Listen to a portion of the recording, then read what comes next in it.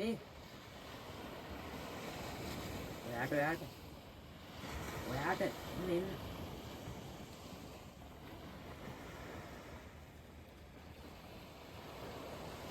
මේ හරි මුඩුක්කු ගෙවල් තිබ්බනේ. දැන් කොහෙද?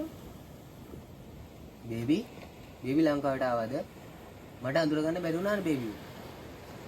බේබි ඔයා මාව අඳුරනවද? ඔව් බේබිට මම මතක නැද්ද? කවුද? වෙයි ඔයාර මුඩුක්කුවේ අර රාජ්ගේ පුතා ක්‍රිස්. yes correct. ක්‍රිස් දැන් ගොඩක් වෙනස් වෙලානේ. කොහොමද බේබි මේ හැමදේම වෙනස් වෙනවනේ. ඇයි හිටගෙන? take a seat.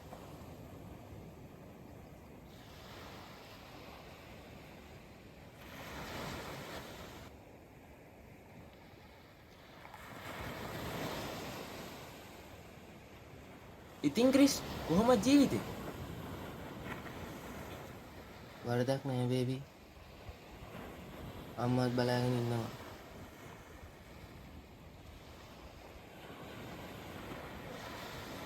බේබි ගොඩ කාලෙකින් නේද ලංකාවට ආවේ? ඔව් ක්‍රිස්. බේබි නවතින් බලාගෙන ආවේ? නැහැ ක්‍රිස්. තාත්තගේ අවුරුදු දාන ඉවරෙච්ච ගමන් මං ආයෙ යුරෝප් යනවා. මම මෙහෙට ආවේ පොඩ්ඩක් රිලැක්ස් වෙන්න. මේ තරම් හිත නිවන්න පුළුවන් ලස්සන මොහොතක් වෙන කොයිද ක්‍රිස් තියෙන්නේ? මොහොත ලස්සනයි බේබි. මිනිස්සු නැති වුණාම ඇයි එහෙම කියන්නේ? මිනිස්සුන්ට මතක විතරක් තියලා යන්න අමතක කරනවා. මිනිස්සු කියන හැමදේම අයිති වෙන්නේ මේ මොහොතට. ඒක ඇත්ත ක්‍රිස්. මොහොත විතර නෙමේ බේබි. මේ පරිසරයේ තියෙන මිනිස්සුන්ට ලස්සනට පේන හැමදේම වගේ මිනිස්සුන් නැශ කරනවා. ඒක ගැන නම් කතා කරලා දෙන්න නැහැ ක්‍රිස්.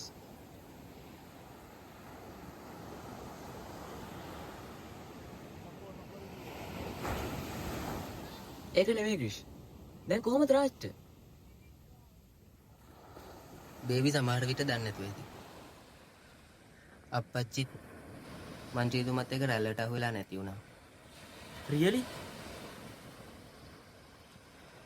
ක්‍රිස් මම මේ වගේ දෙයක් දැනගෙන හිටියේ නෑනේ. අපේ ඩැඩටයි රාජ්ටයි මේ වැල්ල හුරු නැති එකක් නෙවෙයි. එයාලා පොඩි කාලේ ඉඳන් හැදෙන වැටුනේ මේ වැල්ලේ. ඒත් ඇත්තට මෙදා මොකක්ද උනේ? සබාදාම හරි මොරන්ඩුයි බේබි. ඒ කිව්වේ ක්‍රිස්. මන්ත්‍රීතුමාට අප්පච්චිටයි ඕන උනේ මේ සබාදාම වෙනස් කරන්න. මම මේ කිසි විස්තරයක් දැනන් හිටියේ නෑ ක්‍රිස්. මට කියන්න ක්‍රිස් මොකක්ද උනේ කියලා. මන්ත්‍රීතුමාට ඕන වුණා මේ මුහුද ගොඩ කළා හෝටලයක් හදන්න. ඒ වුණාට ගමේ මිනිස්සුන්ගේ කැමැත්ත නැතුව මේ මුහුද ගොඩ කරන්න බෑ. ගමයාගෙන් ලියුමට අත්සන් ටික ගත්තොත් බේබිත් එක්ක මාවත් ඒරෝප්පේ යනවා කියලා ඉගෙන ගන්න අපේ අප්පච්චිට කියලා තිබුණා මන්ත්‍රීතුමා. අපේ අප්පච්චි මම වෙනුවෙන් ඒ දේ කළා. ඒ වුණාට ඒ හෝටලේ හැදුවාම කොච්චර විනාශයක් වෙනවද කියලා කවුරුත් දැනගෙන ඉන්නේ නැහැ. ඒක දැනගෙන ඉඳී මේ සබාදහම විතරයි. අන්තිමට ඒක කළා. ඒ සබාදහම අප්පච්චිත් එක්ක සෙල්ලම් කළා. I am really sorry Chris. මම මේ කිසිම දෙයක් දැනන් හිටියේ නෑ. ඒකට කමක් නෑ බේබි. කාව වෙනස් කළත් මේ සබාදහම වෙනස් කරන්න බෑ කියලා දැනගෙන ඉඳියා නම් අප්පච්චි මන්ත්‍රීතුමයි අදට ජීවිතුමයි. ඔව් ක්‍රිස්.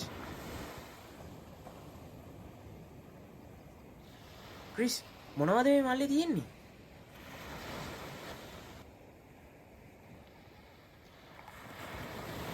ක්‍රිස් ඇයි ඔයා මේව එකතු කරන්නේ?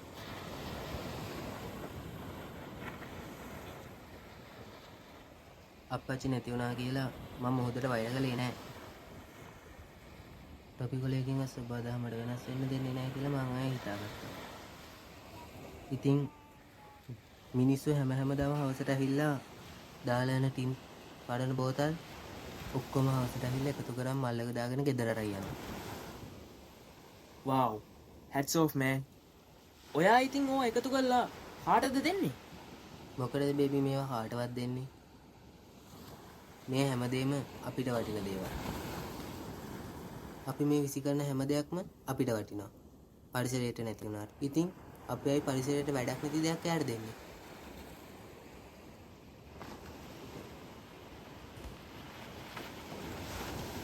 wow මේක තමයි මම එකතු කරලා කරන්නේ.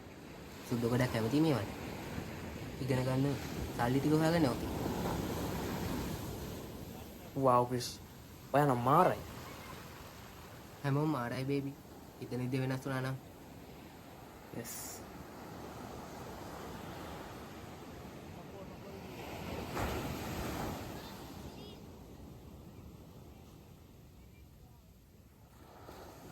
I'm sorry Chris.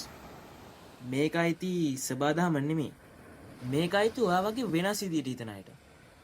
ගන්න. මේ කරන් ලස්සන ආට්ටයක් කරන්න. මම යුරෝප් වල ඉන්න හැම යාළුවෙක්ටම ඔයා ගැන කියනවා. ඔයා කරන මේ වැඩේ ගැන.